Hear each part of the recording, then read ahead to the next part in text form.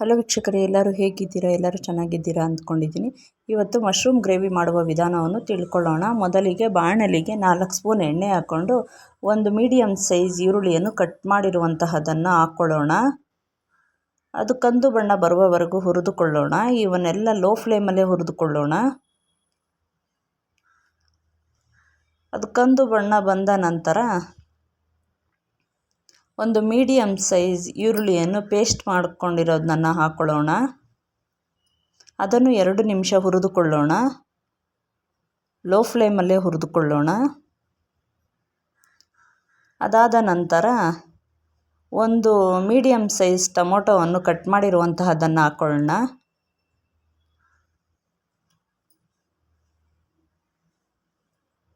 ಇದಕ್ಕೆ ರುಚಿಗೆ ತಕ್ಕಷ್ಟು ಉಪ್ಪನ್ನು ಹಾಕ್ಕೊಳ್ಳೋಣ. ನಂತರ ಒಂದು ಮೀಡಿಯಮ್ ಸೈಜ್ ಟೊಮೆಟೊವನ್ನು ಪೇಸ್ಟ್ ಮಾಡ್ಕೊಂಡಿರೋದನ್ನು ಹಾಕ್ಕೊಳ್ಳೋಣ.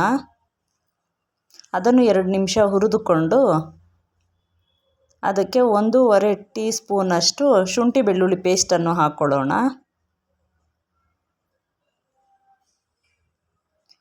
1 ಸ್ಪೂನಷ್ಟು ಗರಂ ಮಸಾಲ, 1.5 ಸ್ಪೂನಷ್ಟು ಖಾರದ ಪುಡಿ, ನಿಮಗೆ ಖಾರ ಬೇಕಾದರೆ ಇನ್ನೂ ಹಾಕ್ಕೊಳ್ಳಿ. 1 ಸ್ಪೂನಷ್ಟು ಧನಿಯಾ ಪುಡಿಯನ್ನು ಹಾಕ್ಕೊಂಡು ಫ್ರೈ ಮಾಡ್ಕೊಳ್ಳೋಣ.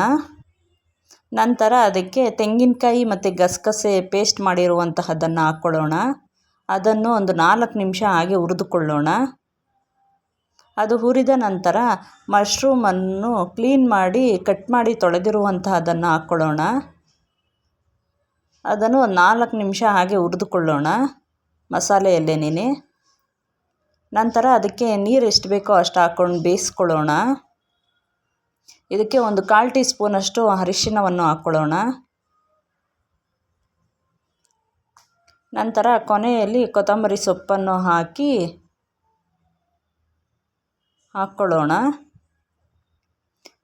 ನಿಮಗೆ ಇಷ್ಟವಾದಲ್ಲಿ ಲೈಕ್ ಮಾಡಿ, ಶೇರ್ ಮಾಡಿ, ಸಬ್ಸ್ಕ್ರೈಬ್ ಮಾಡಿ ಮತ್ತು ಕಮೆಂಟ್ ಮಾಡಿ. ಇದು ಚಪಾತಿ, ಅನ್ನ, ಪರೋಟ ಎಲ್ಲದಕ್ಕೂ ಚೆನ್ನಾಗಿರುತ್ತೆ. ಇದು ರೆಡಿಯಾಗಿದೆ.